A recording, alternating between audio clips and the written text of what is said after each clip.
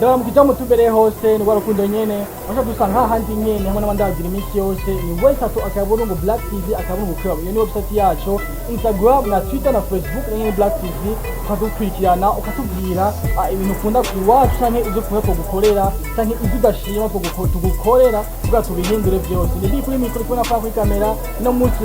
komine Musaga ni zone Musaga yari komine ariko muri zone habera inyigisho zatanzwe bamwe batandukanye n'amashami atandukanye nashaka agahabwa n'abanyamusaga batandukanye abigeme baba n'abana inyigisho zo kwiteza imbere muri rusange ino munsi rero ndi kumwe n'umwe invité spécial w'uyo munsi nyene cyangwa w'ino munsi nyene yigisha bitandukanye mu by'amasabuni jego namutaziriye izagiro wanje sinzi ko yitwa we yatubwira ingene yitwa ndakwaguze mutama ego ni sawa cyane gose neza ego je niko sawa vuze ati masabuni ndabeshe cyangwa imvuzo kuri ntubeshe uvuze ukuri koko niryo zina ryampinduye jewe kiretse ko nitwa Baseka Vianney Saidi ariko business yanje ni amasabuni soap maker nkora iby'amasabuni wangu nuko nyine yego nshobora kubizameze neza cyane soap maker ishami yitwa gute ishirahamwe ryanje ishirahamwe reka tukite entreprise aka entreprise kacu bakita IGAD ego na entreprise ariko rozobura entreprise burugange ndabyizeye muri perspective mfise ni IGAD akeza union des jeunes engagés pour l'autodéveloppement ni entreprise ikora ama activité atandukanye ubwa mbere turigisha ugwaruka ibintu bijyanye na entrepreneuria surtout mu gukora amasabune fabrication locale ya savon liquide solide en poudre n'ibindi bintu byinshi bitandukanye ubu naho turigisha abajene gute bashobora gutanguza utu entreprise twabo icyo twise business model Caneva canke tware modele de l'entreprise ni nka map nk'inzira ituma umujene ashobora gushinga aka entreprise gakwije ibisabwa muri community kubera abanza kwiga neza ibikenewe ku buryo agiye kuvugana n'umuntu amubwira ka entreprise kiyo mu minota 5 kandi tumaze gufasha abantu benshi kirazo cyo kintu kitari kimenyerewe ngaha mu Burundi gikorwa cyane mu bihugu cyane bavuga icongereza ariko siyo niyo ngona twagize ngaha mu Burundi ko turi muri pays francophone usanga bigoye neza kugira bamenye icyo kintu wawo ndumwe ngaha mu Burundi icyo kintu ndakizi cyane kuko maze kukiga ahantu hakwiye sijeje nyene hari abandi bajene bagiye muri yari nabicyo kintu baragifise ko ubumenyi ariko je narakize muri Young Water Solution ndakiga muri Tony Elmel Foundation ndakiga ahantu hatandukanye ubu ko nanje cyawe icyo gihindura muri entreprise wanje ndiko ndakigisha abajene surtout ko le gouvernement yazanye ko abajene bose ku mitumba mu makartier babashomeri je ntihita nkuko ndabita abariko bararondeza ubuzi les jeunes enquêteurs de l'emploi bababwiye bashinga ama entreprise bashinga udukoperative ndiko rero ndaraba gute boshinga udukoperative tuzoba successful tuzoza kureponda ku bibazo biri muri community dukiraho nyene inyigisho nyinshi zakunda kuba mu kigo cy'u Burundi right bashaka ziri baje n'ibyo nyene nkuko navuze navuze ntiyuko maze kuzura nyifaze kutuja mu gawa bashaka no waje gihugu ariko hanini niko murigisha ntimutanga solution finale iratangwa ariko kuri bo nduze gutanga solution finale kuvuga iki bajya mwigishije inyuma y'inyigisho ese murakwikirwa bwo ati okay mwegeze na wa mutaye wanyu muvuga mutoye mufite tubafashe mu duhuge canke mwera mu nyigisho zereraje nyene jewe wanje ntibiherera mu nyigisho sinzi ko ari byo nizemwo nize literature anglaise maze kwiga literature anglaise urumva kumengo byasa nuko nize muri system anglophone system anglophone nayo ivuga yuko umuntu amaguru yose atashira mu mashuri cyo nanje amaguru yo kuguru kumwe nagushize mu ishuri uko ndagushira muri business nico gituma namaze kaminuza muri 2015 maze icyongereza sinaronka akazi ko mu cyongereza ko narize utundi tuntu two kwiyungunganya ubu ndiyungunganya ntawe ampaye akazi ariko urabona wangu ko ni soap nawe urabona nyene meno nakamesuye urumva gusa ivyo abantu jene nigisha gute bakora amasabuni ndabakurikira nkabereka amahera muzo yaronka gute amahera biragoye umuntu kumubwira ngo azoyakura ariko twe hari system imwe yonyene tubiri ndabyumva aho nyene nuko mabigisha mabivuga nuko nabigisha mabivuga ariko mugabo mwacha mwese atoka afata ivyo wagenda ariko après yizo nyigisho nshaka kumenya hakirikiri ese kuki mutaka kuko abantu bose bakurikirana biraje nyene muje nyigisho gusa merci uno munsi jewe muri odedu naje nkuje kubigisha comment gérer l'échec dans l'entrepreneuriat gute umuntu agera échec muri utwo tuntu bagiye bayatangure mugabo ku yindi minsi izogaruka je sinzobageza ngaho wacyumvise ko nakivuze sinzobageza ngaho nzobagirira coaching gushika mu hanyuma ko nzogaruka ndabigisha tware modèle de l'entreprise gute muri odedu bashobora gushinga ka entreprise ka répondre réellement kuri ro besoin yo ngaha ku Musaga iyo ngaha besoin ngaha ku Musaga usanga n'abandi bantu abahandi hantu bayikeneye ni ba répondre besoin yo ngaha bazo bariko bararépondre na besoin ya handi hantu ico gituma jewe ndakwigishije ndongera nkagukurikirana nkareba réellement bya biriko biragenda gute uri kugira utangure nasanga ubura amahera nta mahera ndaguha ko nanje service yo ntanga ariko ndakwereka strategy ushobora gucisha mu kugira nka mahera aha mu Burundi strategy yonyine ishoboka no dukese social kuko umujene ntibashobora kumuha credit kuba ntafite ikintu cyo kwipoteka ntafite ibiki n'ibiki ndabwira ko muri hamwe cyangwa umutahe mutomote bavuga ati kundwi turashira hamwe ibihumbi 200 ugwana nuko kundwi uronka ivyo bihumbi 200 niba mara kugwana nuko kundwi uronka ivyo bihumbi 200 nimwa muri 10 kundwi urumva ko muzoshirayo 20000 urumva ukwezi umva muzamushize yangahe amahera menshi nimwa nzabaye 80 camwiha intervalle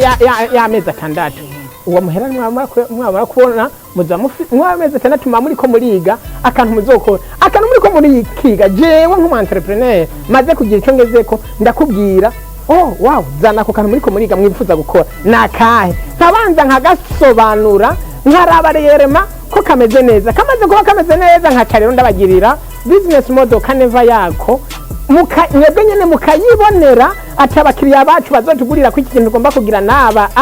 iyi produit yacu bazoyigura neba service yacu bazoyigura ni ibyo dukeneye nibi akabijya tuzanye naka akabijya twazanye naka kazoshikira abantu gute no kuvuga ni ya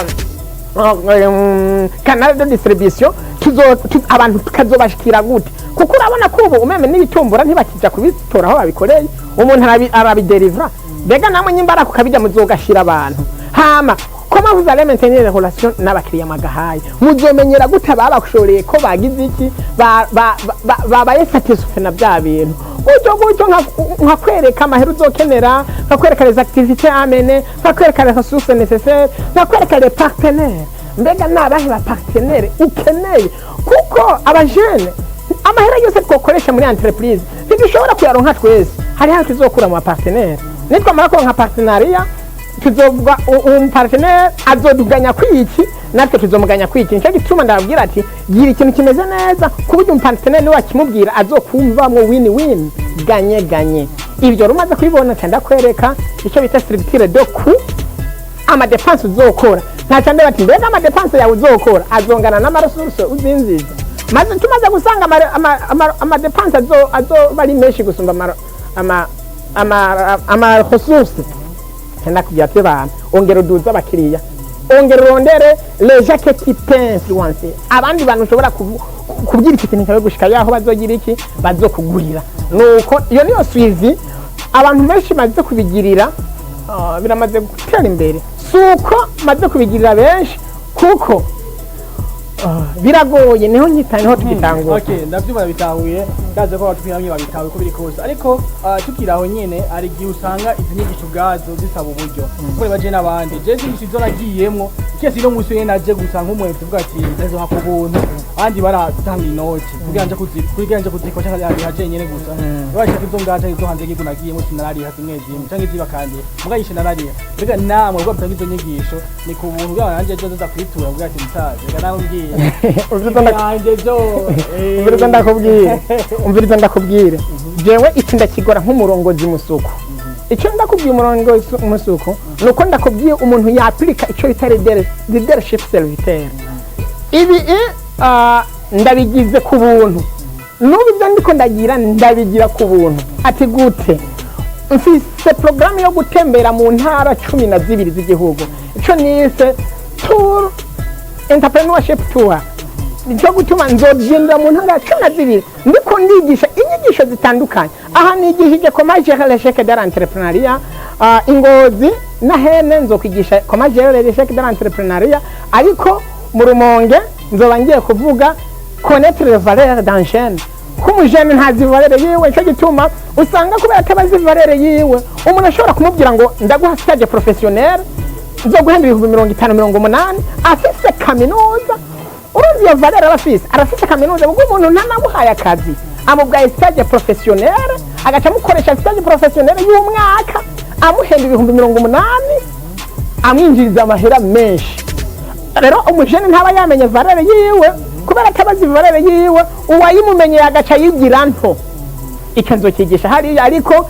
mu Kirundo nzoba naho nagiye kwigisha les 10 erreurs ama 10 erreurs aba jeune entrepreneur bakora bigatuma beshuwa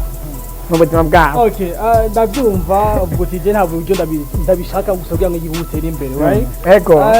Tukiraho nyene uko biko twese watanguye down. Bajya bose bamyabyigisha nawe watanguye ku ntebe wigishwa. Ese wabyita witanguye gute, wabiduze gute? Uko biko se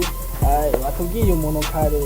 sinzi, ariko mugabo tubwire nawe burya parcours yawe imeze gute? Uko biri kose nani watanguye kubyigisha ubu nyene ngo wisimbiyemo bafite parcours yanje iragoye kandi parcours yanje yari babaje yayiteye n'ubwoba yansaba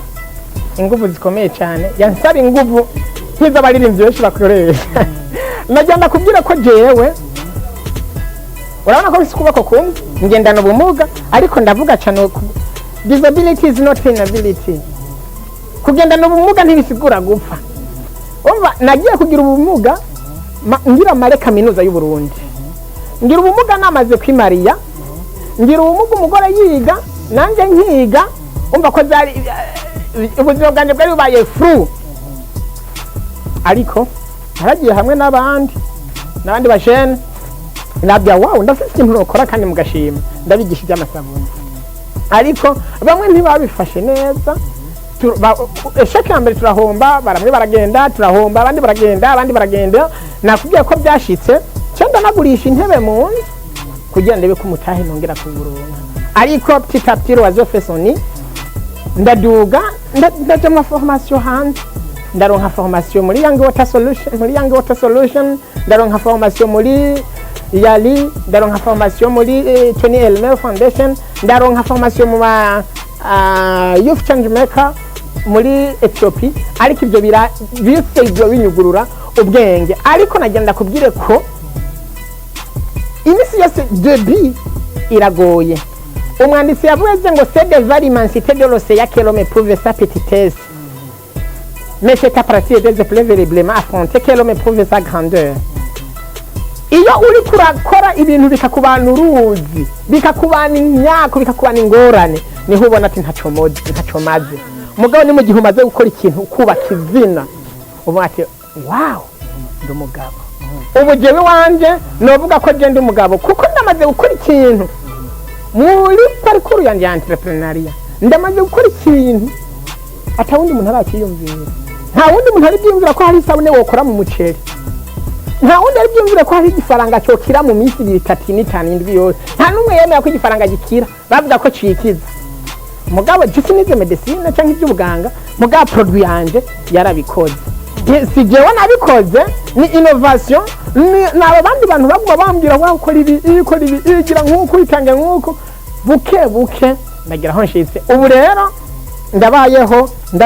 ndaryama ndambara ndagenda neza ndi deplacer ndakora uko nshoboye agacupa nawe urabyumva kandi ni kubera entrepreneuria mani. Okay, thank you. Uko dubikira nawe nyene ndazwara utinyigisho n'itatukanye abagushaka gukino saha ndakoresha ama social media cyangwa umabati ndashaka nanje inyigisho uzigisha yo kuronka gute. Jewe burya aha mu Burundi ntekanzwe cyese sahi Bujumbura cyambere kuri Facebook sindi wa muntu yahindaguye amazina umuntu yo gusanga kuri Facebook muhira amuhamagara baseka ukazanga kuri Facebook bamwita Milestone. Je kuri Facebook ni Baseka Vianney Said, iryo zina rya papa na mama ni Baseka Vianney Said. Kandi kuri Facebook yanje uzosanga ko ibikorwa byanje byose utandose aha naho kwandikamo ije ya Dakes byose urabibona. ije ya D ije ya D akeza byose urabibona ko byose ndabishiraho hama ushaka kurandondera kuri telefone